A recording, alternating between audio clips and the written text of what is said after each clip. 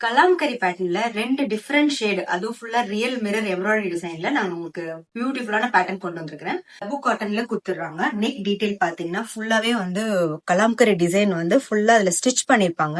இந்த மிரர்லாம் உங்களுக்கு சுத்தி எம்ப்ராய்டரி டிசைன் கொடுத்திருக்கதே ரொம்ப ஒரு லுக் அழகா இருக்கு.